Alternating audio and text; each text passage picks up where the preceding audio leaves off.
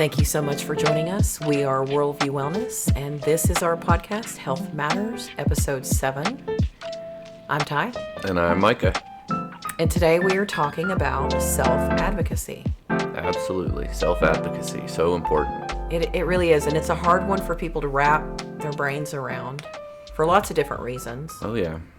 You did an amazing Substack that we will put out later on today and connect to this podcast too. And I'm just going to kind of let you take it. All right. Well, self-advocacy is an important principle. I think that, to be a self-sovereign, independent person, self-advocacy is important in all aspects of life. But, of course, we're going to focus more on the medical aspect of things.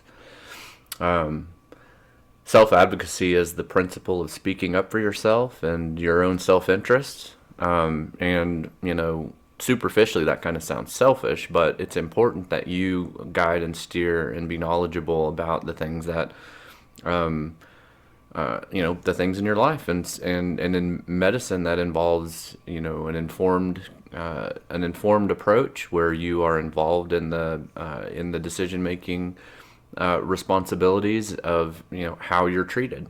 And so that involves the principle of informed consent, which we covered last week, but it's also kind of an empowering concept for the individual, and allows for that personal independence through the informed decision-making process.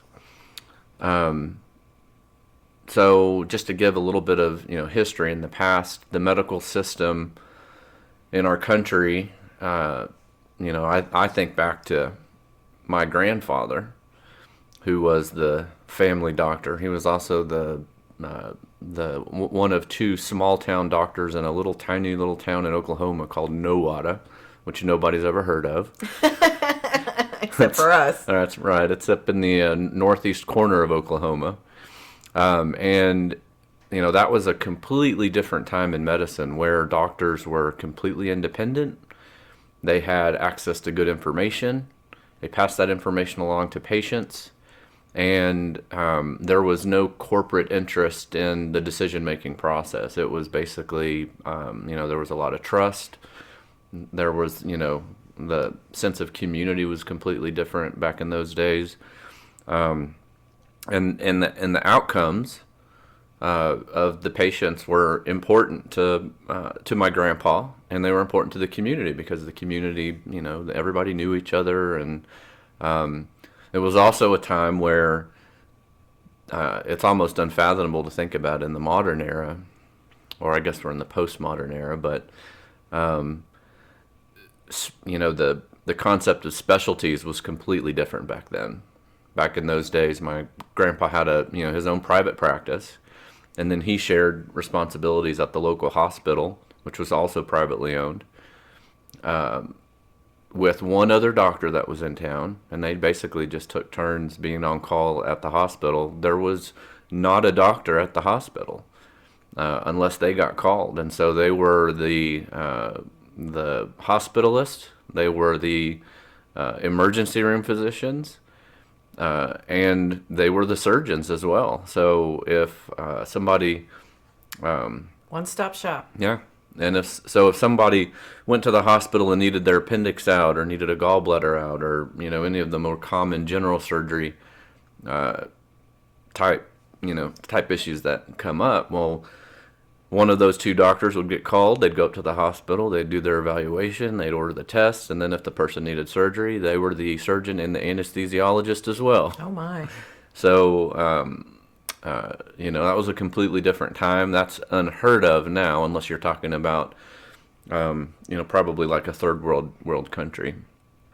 But we actually have a copy of his Gray's Anatomy textbook from I think it's 1947 or something like that. We do, and when we first received that textbook, I opened it up and I pulled out a test that he had taken in the 40s, I believe, where he had actually started to diagram the heart, veins of the heart, things of that nature, and we didn't know that was in the book until I opened it. Yep.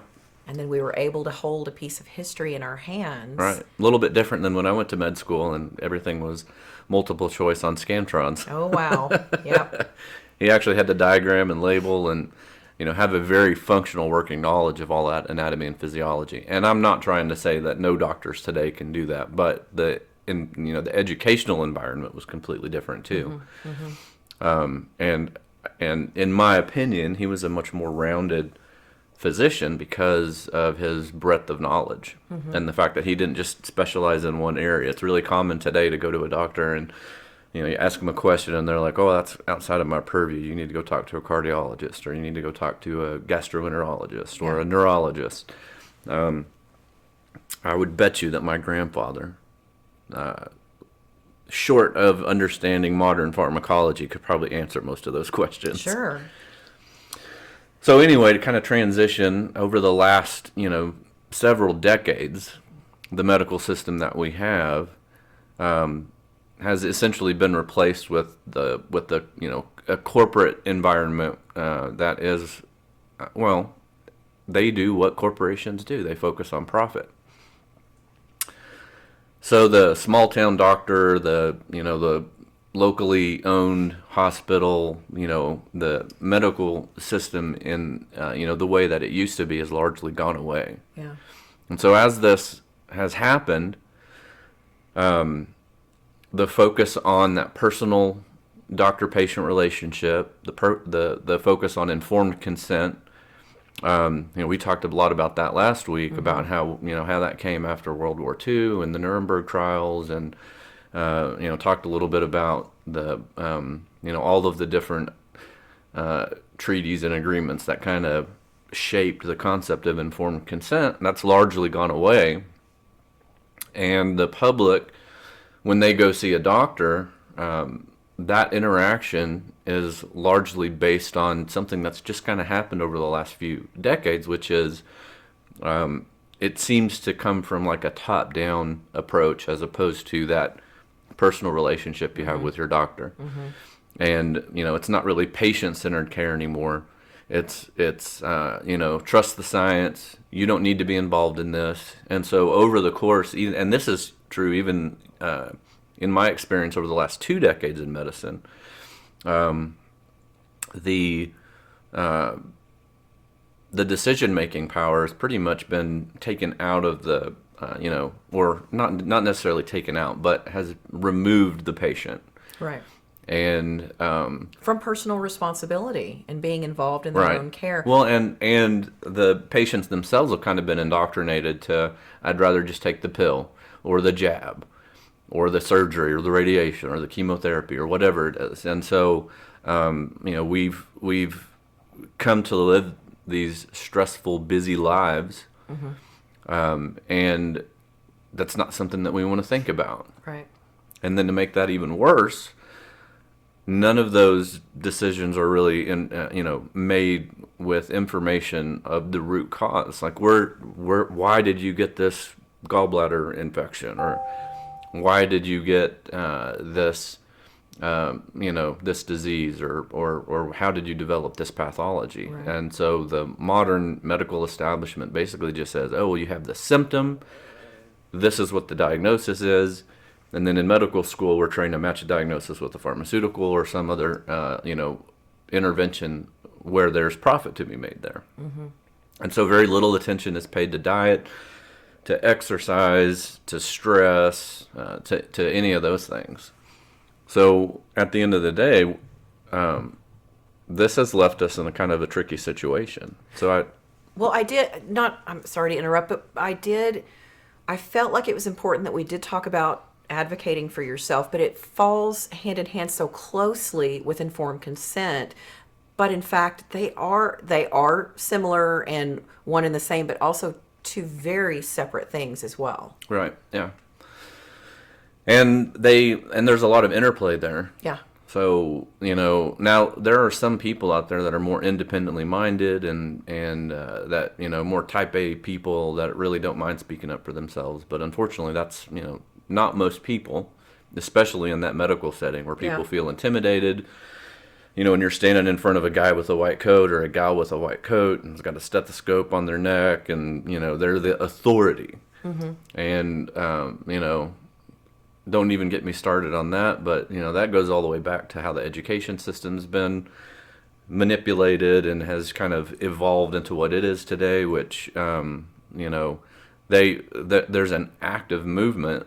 I've been reading a lot lately about the movements that school boards and educational systems have been taking to essentially obfuscate or hide what the schools are teaching the kids, so that and they tell the kids, oh, you can't tell your parents this, and then there's a lot of really weird legislation that's going on around that about basically that's tantamount to taking away parental rights. That's right.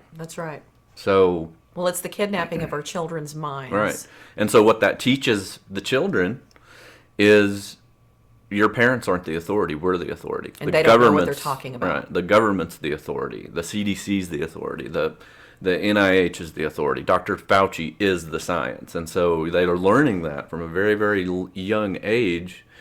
And there's a very, very complex psychological mechanism that's at play there. So that, when a kid who's been through that reaches adulthood, unless something dramatic happens, they're stuck in this, I have to do what the authority tells me. And that's an almost impossible mindset to break out of. Yeah, it's very, very difficult. And it's very, very painful, by the way, when you do break out of that dichotomy. Yeah. Yeah. It's not fun, as we both know. Yeah, that's true. So, ultimately, taking all that into consideration, I did some research for today's Substack and for the podcast. And so, with all of what we've said before, the question is, where has that left us? Mm-hmm. So according to Becker's, which is a medical industry trade magazine that does its own independent research, I made 3 notes here. So the first one is, by the end of 2020, 70% of physicians were, by that time employed by hospitals or corporations rather than being self-employed at their own privately run clinics or independently owned hospitals. Mm-hmm. Number 2 is that in 2020 alone, 48,400 physicians left their own independent practice for employment by hospitals, corporately run health systems, or other corporate entities. And then number 3 was that physicians who work in these systems are largely unable to refer patients outside of their network. And they're also, and this was kind of something that I added to it, but they are, and I know this because I worked in these systems, they're forced to make decisions that may present a conflict with their own personal assessment of the data or their own conscience based on corporate policy. And so then you can kind of see where, if the person that you work for, who you depend on your paycheck for, says this is the way that we do things, and you disagree with it, where does that leave you? Well, then you have to make a decision between your job and what you know is right. And the unfortunate thing that we saw, especially evident during COVID, is that there were people out there that, maybe they were a little bit hesitant to recommend the COVID vaccine because it was rushed and everybody knew that. The technology had been studied for decades prior to that, unsuccessfully. And, yet all of these big corporate healthcare chains were still 100% recommending these COVID vaccinations to people. Right. So, that in and of itself is kind of alarming, but we've got to kind of juxtapose this with a different with a different situation as well. And that is that since the pandemic, there has been dramatic increases in all-cause mortality. And this really, and this isn't in the article, but, since we have a little bit more time here, we can go into the details. This really didn't start with COVID.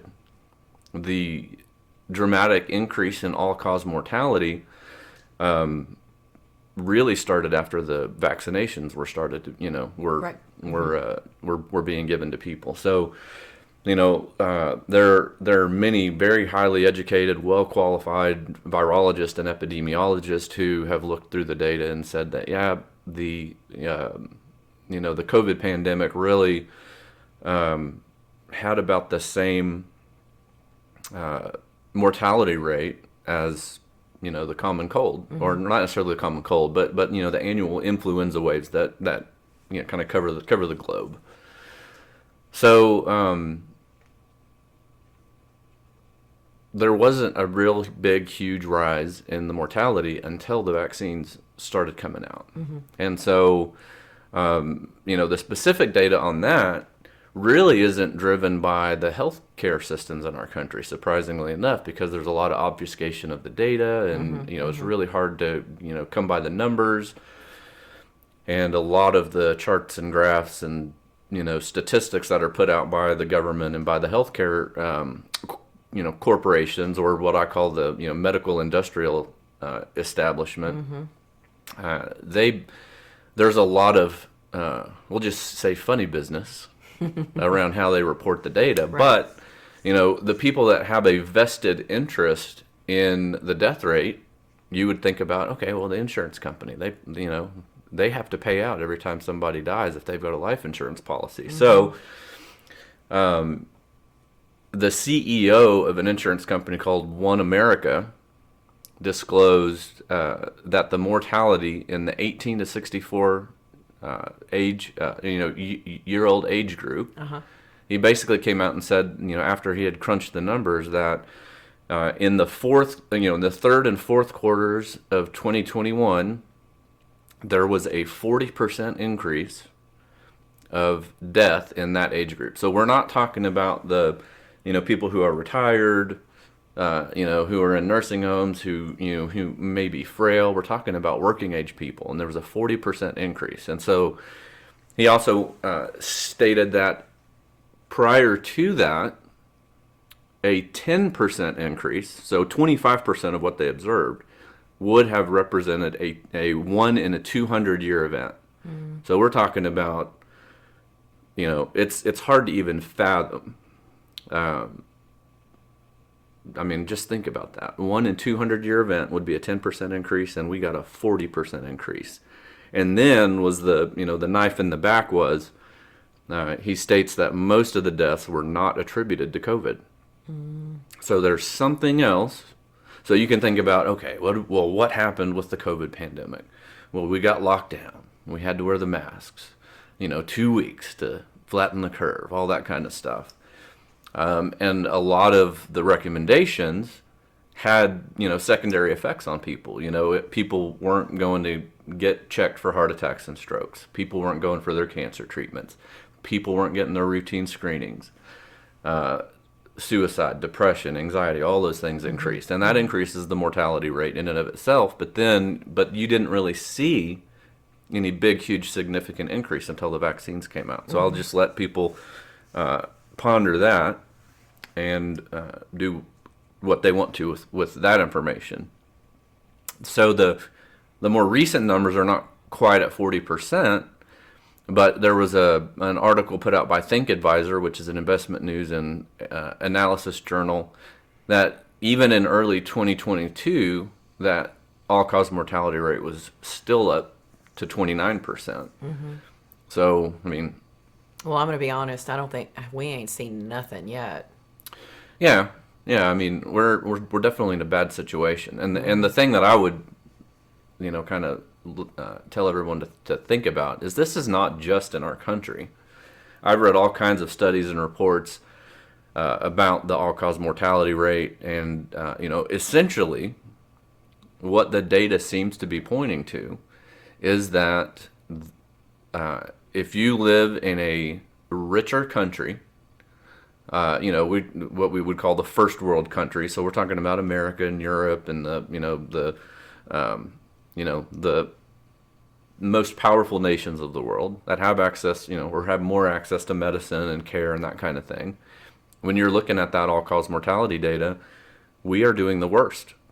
So you look at the countries that are the third world countries that maybe didn't have so much access to the vaccine, didn't have access to the the rich country healthcare information and the propaganda and all of those things that went out, they fared quite a bit better than we did as far as all-cause mortality. So,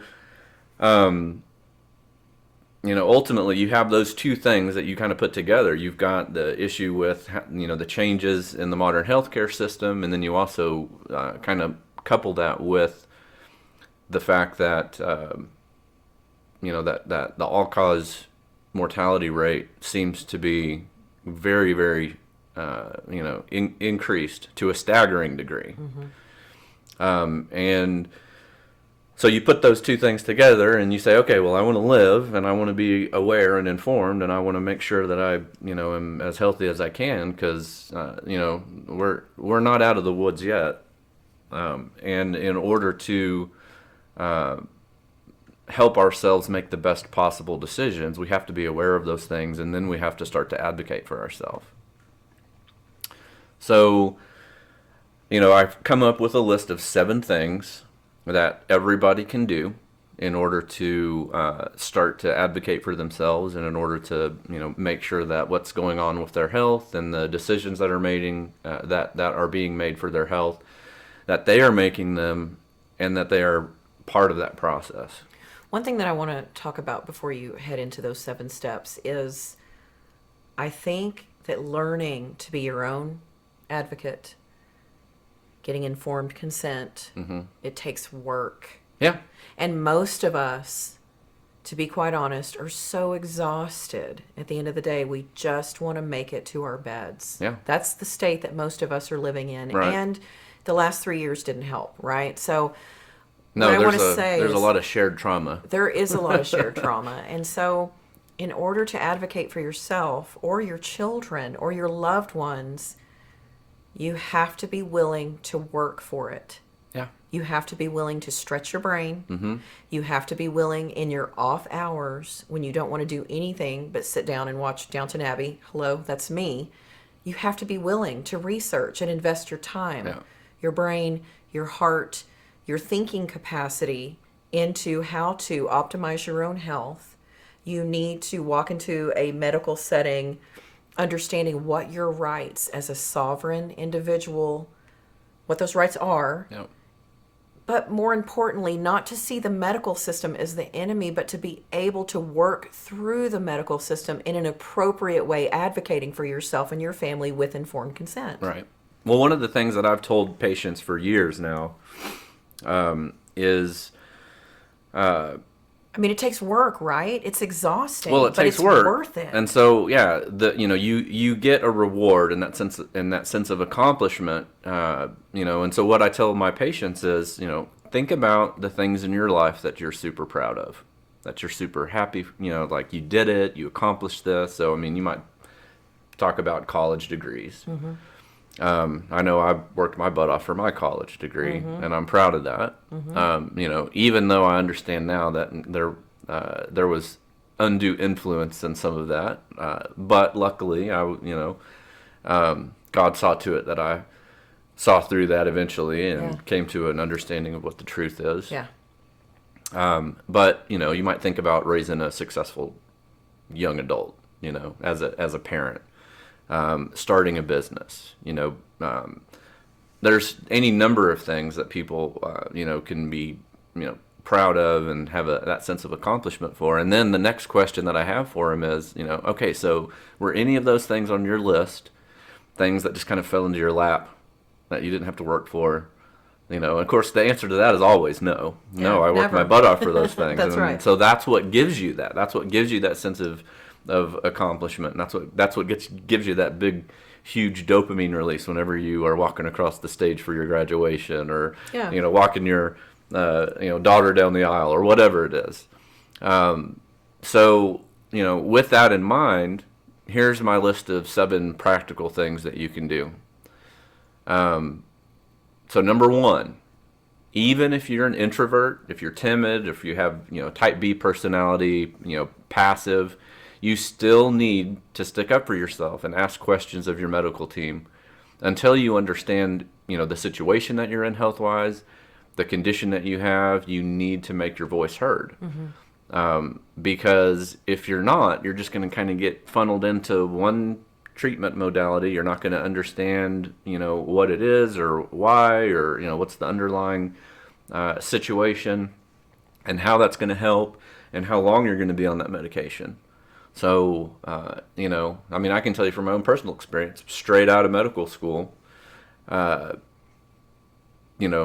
something really basic.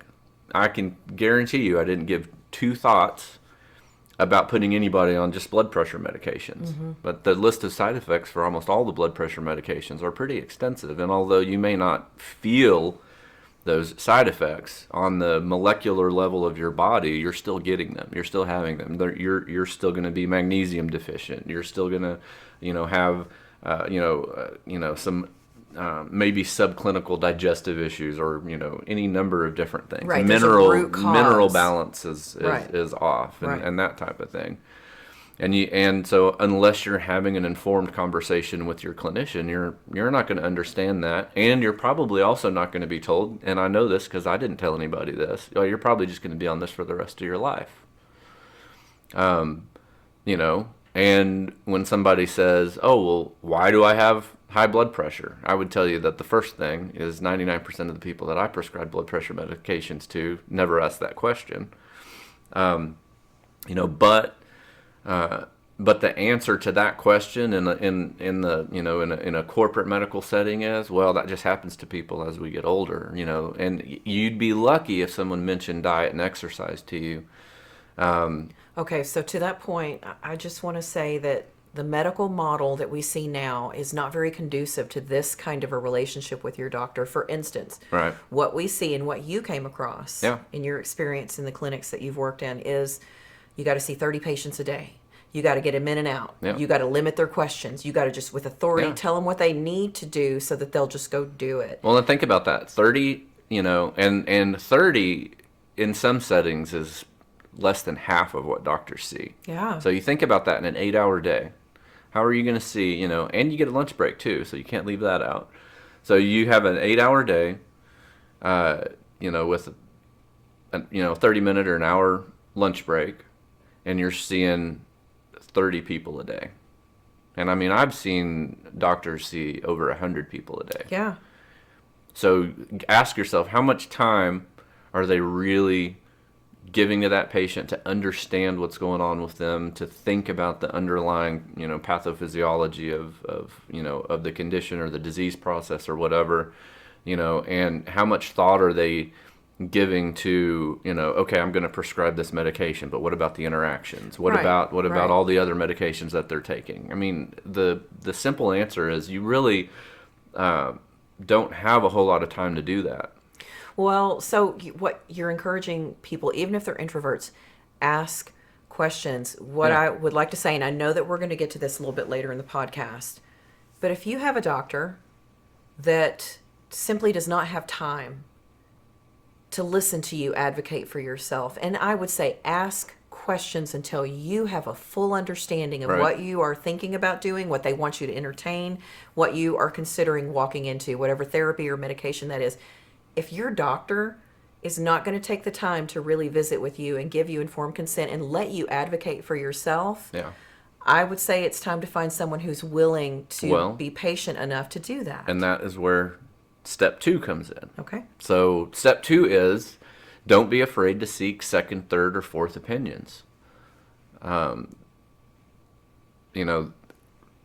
not going to get a good answer from every doctor. And even if you're in the middle of a significant illness, cancer, heart disease, things of that nature, that's especially when that's important. Yes, you absolutely still need to make that decision to the very best of your understanding, and you need a doctor who's on board with you advocating for yourself. So, anytime you go see a clinician, you're potentially going to make a life-altering choice. Mm-hmm.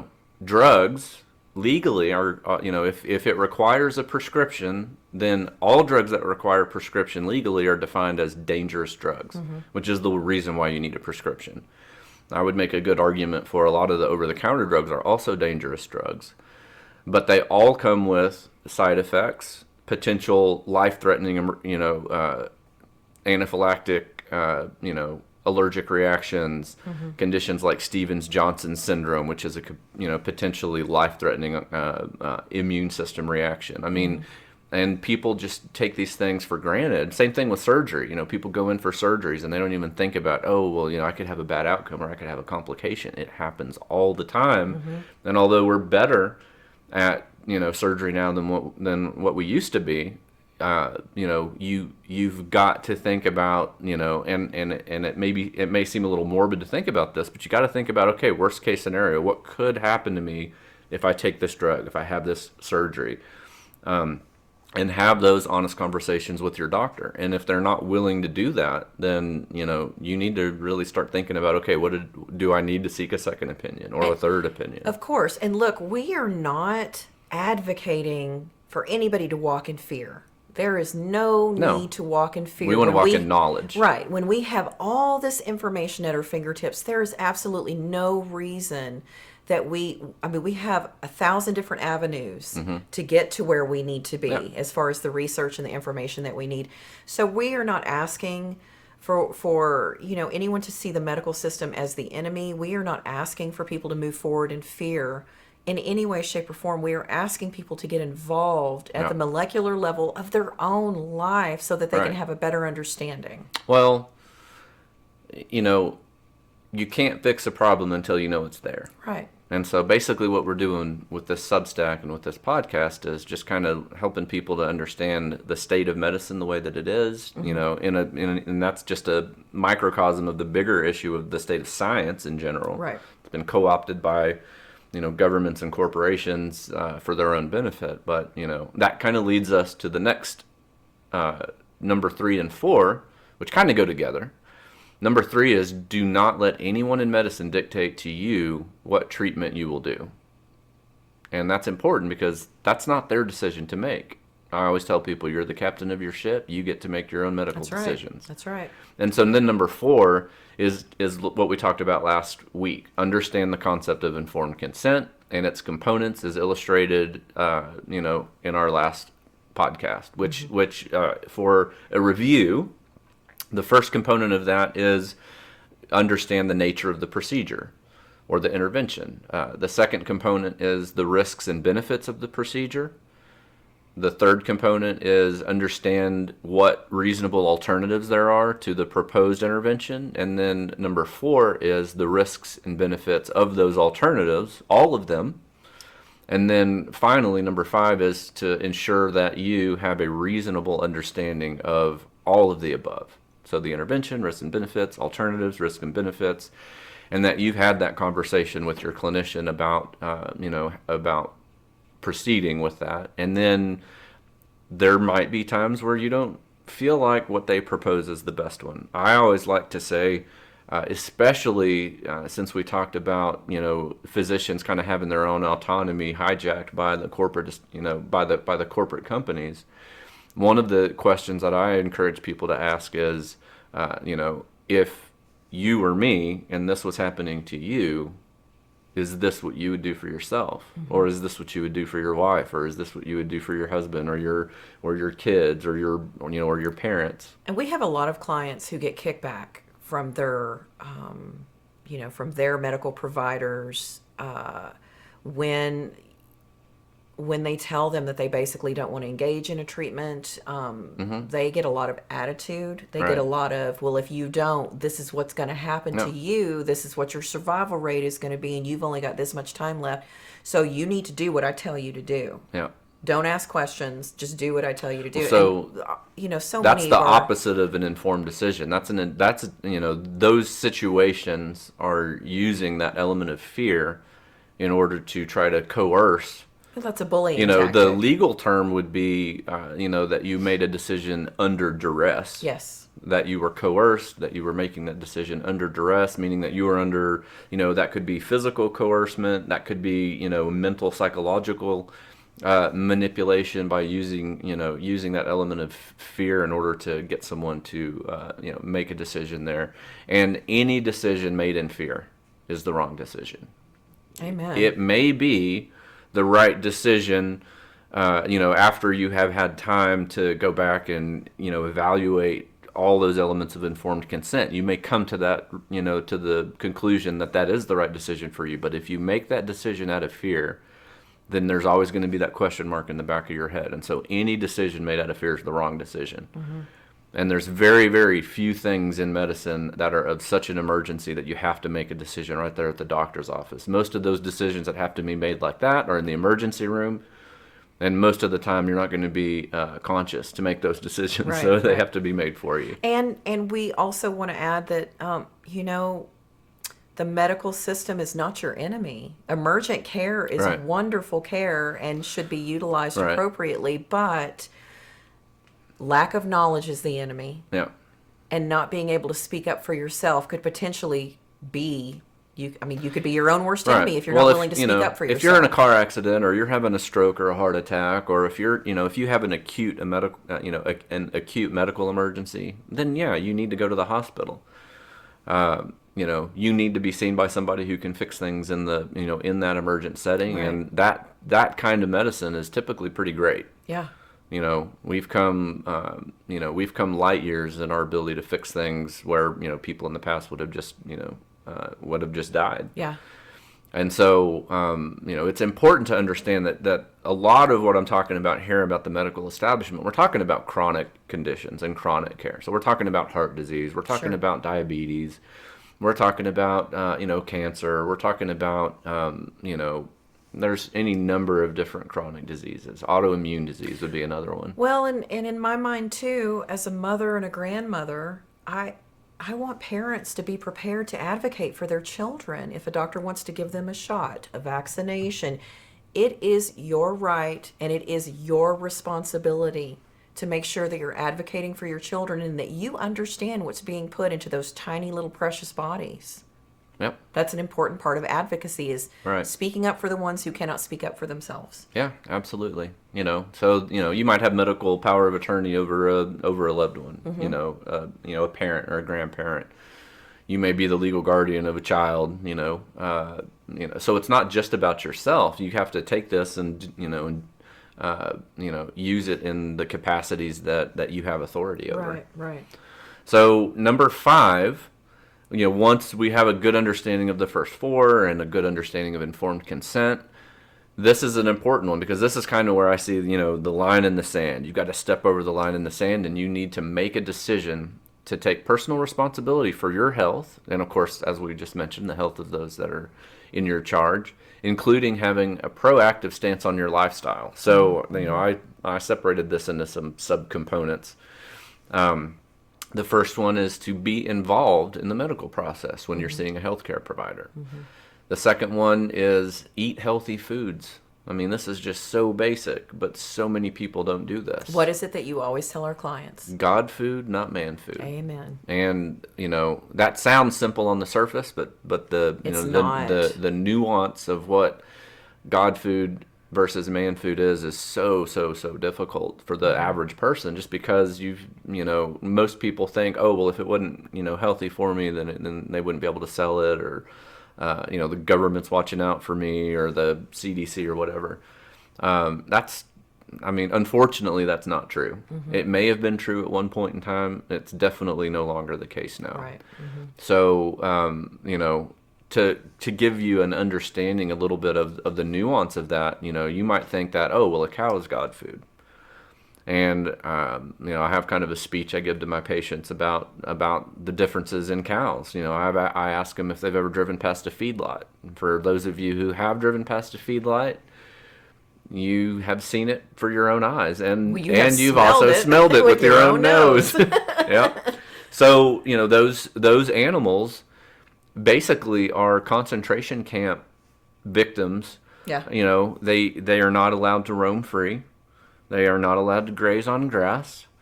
They eat nothing. The majority of their diet comes from genetically modified organisms. They're given vaccinations. They're given steroids. They're given hormones. And they're very unhealthy animals. So although I would agree with anybody that, yes, God made cows, the real question is, how has man manipulated that animal to make it something different than what God intended it for it to be. I want to add a story to that. We are really good about trying to only get grass-fed, grass-finished, beef, meat, poultry, organic vegetables, fruits, things of that nature. I remember one night we wanted steaks. The convenient thing was to go to the regular grocery store.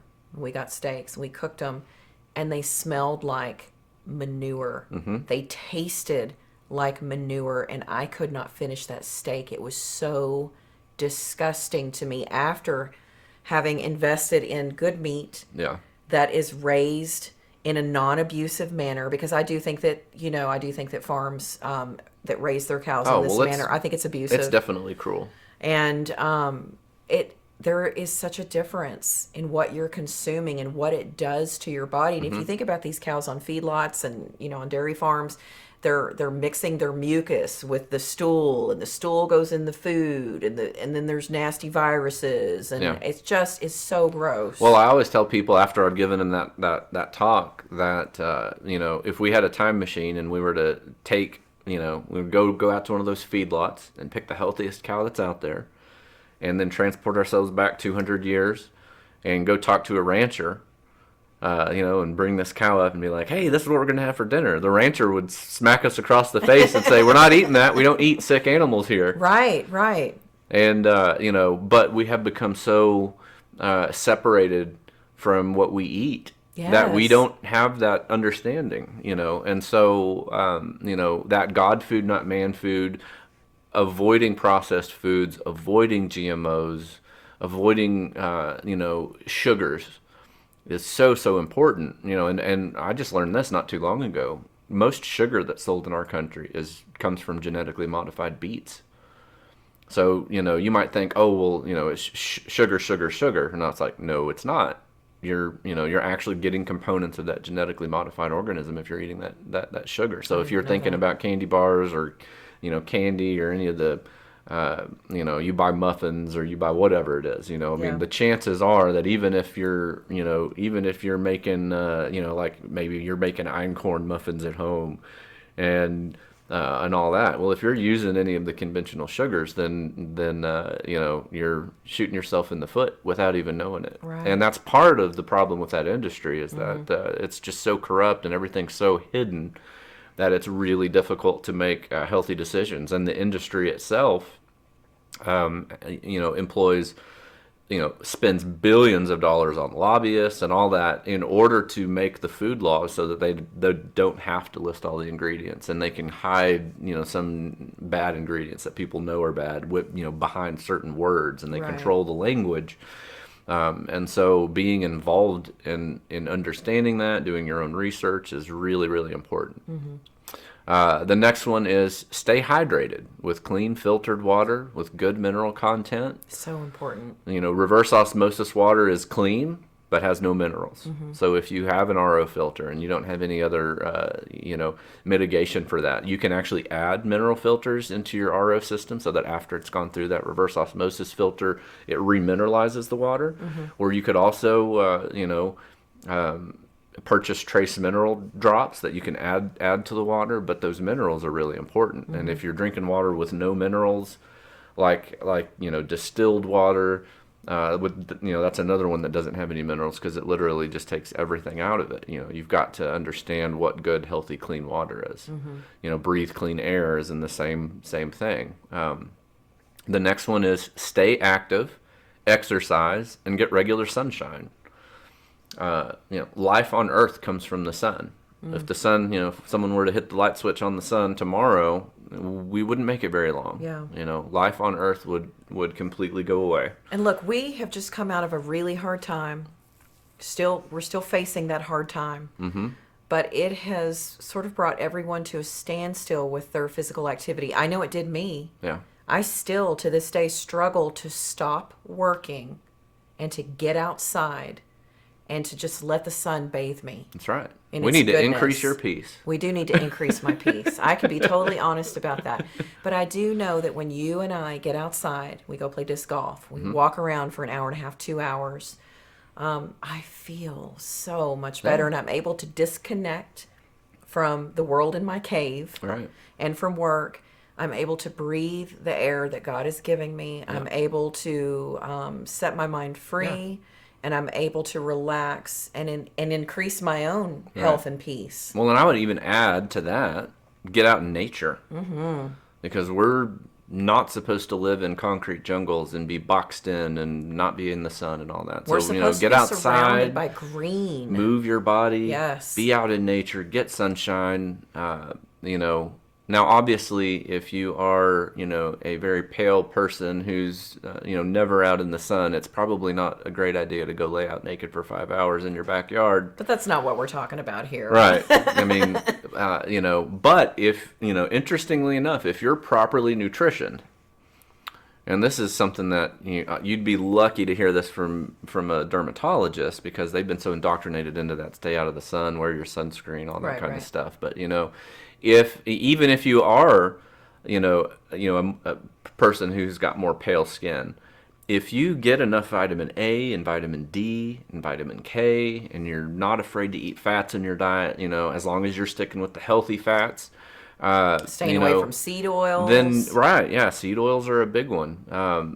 Then you should actually be able to go outside and not burn in 5 minutes. That's right. And I've seen that time and time again. Yeah. Once we can get someone on the right track, then a lot of the conventional recommendations, they all completely change. Well, not in the conventional world, but the outcomes. Because if someone doesn't have that nutrition and they've got that type of skin, and then they go out in the sun, well, they will burn in 5 minutes. This is a whole different podcast, but I do think it's important, and I can totally see this in our future down the road. Yeah. Focusing on that. It really is, for instance, it really is important that people understand that about their own health, that they don't have to spray themselves with carcinogens, put carcinogens on their skin, because what we're seeing now is that sunscreen promotes more cancer than being out in the sun, unnutritioned, and their body not receiving that sunshine in an optimal way. Yeah. So there's actually some books written on that. I think it's called Sunscreen Biohazard, something to that effect. If you look that up on Amazon, I think it's available on there. I think that's a good topic to broach further on down the road. I really do. We'll hit that up here in maybe the next few months or something. Yeah. All right, next one. Seek peace in your life by having good spiritual practices, getting good sleep, and restful downtime. You need time for yourself. You can use that time however you want to. You can, that can be family time. That can be you sitting down with a good book. That could be, it could be whatever you want to do. But we are not designed to be busy from the time we get up until the time we go to bed. We need that time. We need time to reflect. We need time to think. And most people don't do that. And I don't say that lightly, but most people really are not thinking these days. They're just, it's this series of pre-programmed responses to things, and they've got to do this, and they've got to get the bills paid, and they've got to, do all these things. And at the end of the day, do they really have to do that? And I can tell you that in my own life, I can answer that question 100%. No, I don't have to do that. That's one of the reasons we started the business, so that we could, be the tenders of our own schedule. I think the last couple of years have thrown us into this hyperactive state of anxiety. Well, and it's really hard most to people disconnect from that. were already there. Yeah. And then this just made it worse. Yeah. And I'm going to steal something from my old boss, Dr. Ben Edwards at Veritas Medical. If you're, taking care of a garden, you can tend that garden and be thoughtful about it and be grateful that you're able to do this and be thankful.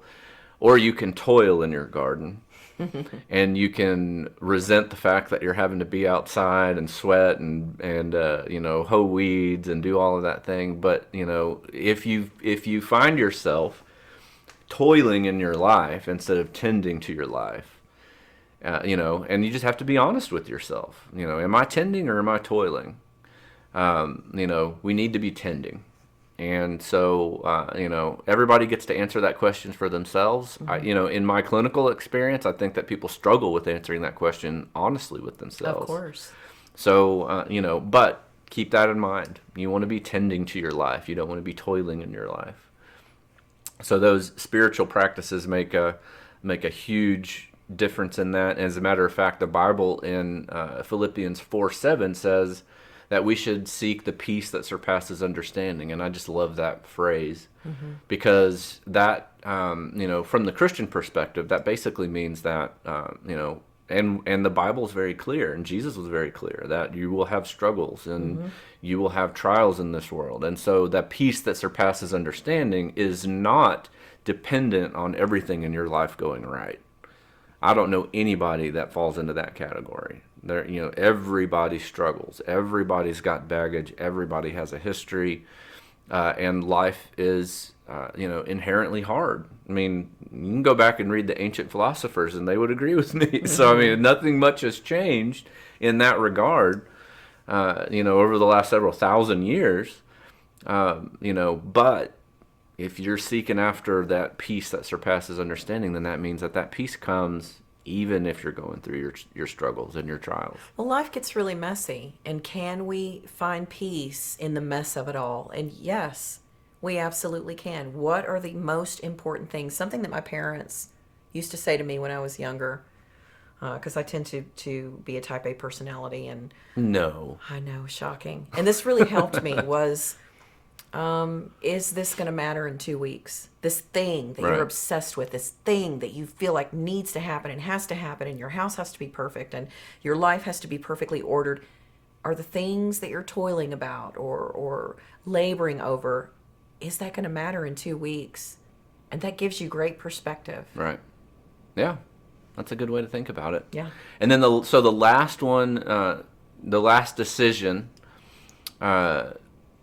that I would encourage people to make would be to begin engaging in some type of a mind-body practice. So you can do deep breathing. That's a great one. Meditation's another good one. Cold therapy. You can use all three in cold therapy. You can control your breathing, and You should use all three in cold therapy. Yeah, you can meditate while you're in there and try to, have yourself be calm, even though your body's like, yeah. Yeah.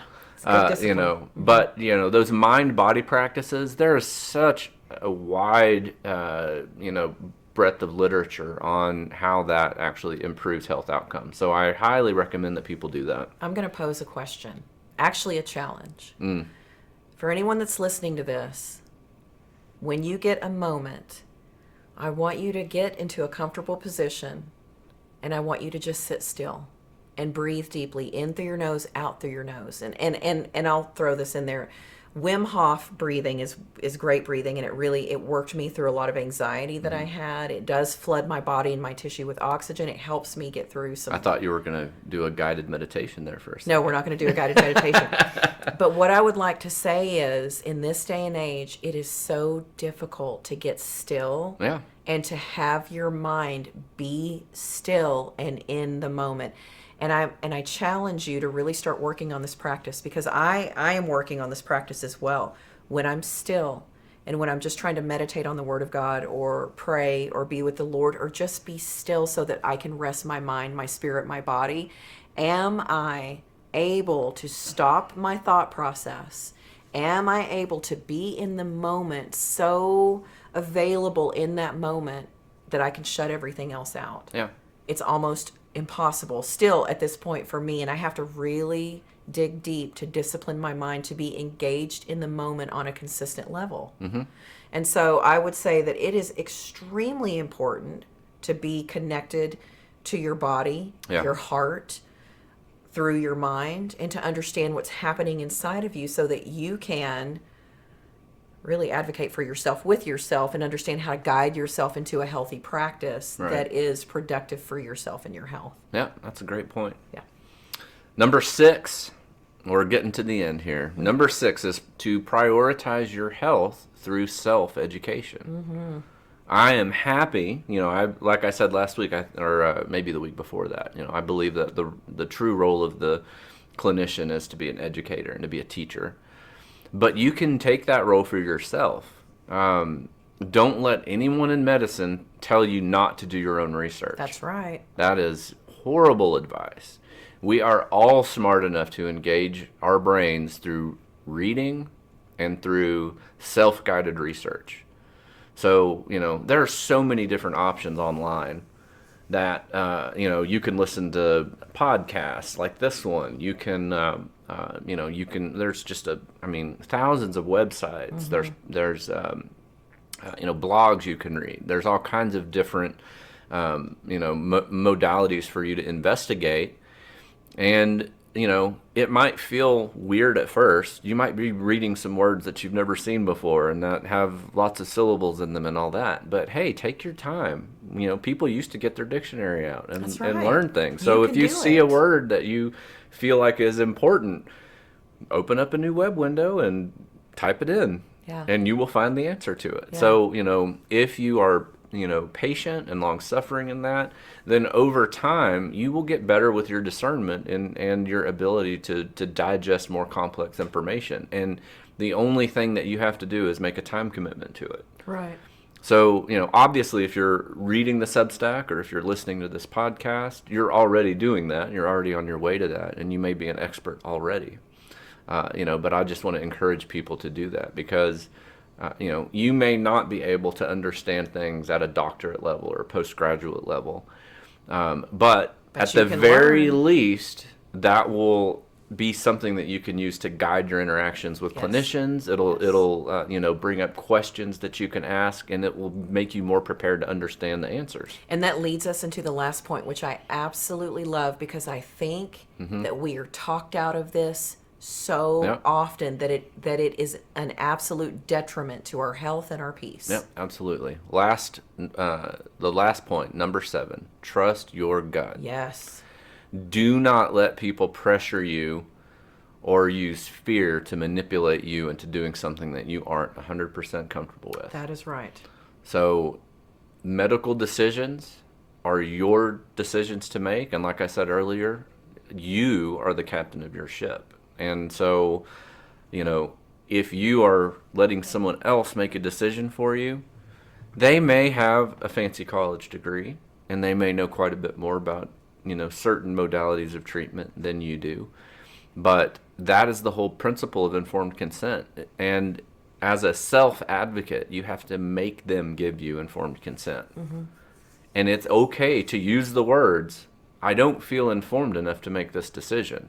I am a follower of the principle of informed consent, and I don't believe that I have everything that I need to make this decision. And guess what else? It is okay to fire your doctor. Yeah. It's the whole point of that second, third, and fourth opinion. That's right. So, we definitely live in an age where the healthcare system isn't functional the way that it used to be, and in a lot of cases isn't functional at all for some people. And that's a whole new podcast there. But Yeah. at the end of the day, if you will, think about the principles that we talked about today, and start to, engage in this principle of self-advocacy, I think that there's really no way that it can, harm you in any way. You become more involved. You become more involved in the root causes of disease through all of the different things that we talked about today, and it will empower you to take charge of the medical treatments or interventions that you may have to engage in the future. Right. It will give you such confidence moving ahead in exactly what you feel comfortable with. And That's right. also that's what our services provide. And to that point as well, next week we'll be talking about client advocacy and what my job is. That's right. in You get to Worldview. talk in that one. There's a lot to talk about. And I love it. I absolutely love what we do. And I love the informed consent that we give our clients. And I love Yes. teaching them how to advocate for themselves. And many times they advocate for themselves to us.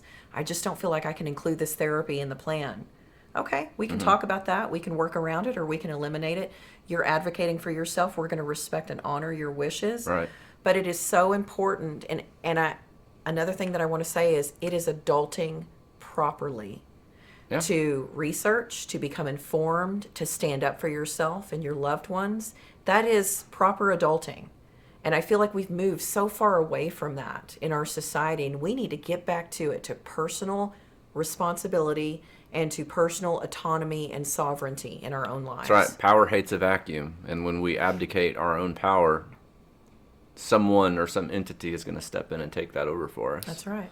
And we have seen that happen definitely in the last 100 years to a significant degree. So, well, with that being said, thanks for joining us. This has been Worldview Wellness Health Matters. I'm Micah. I'm Ty. And join us next week.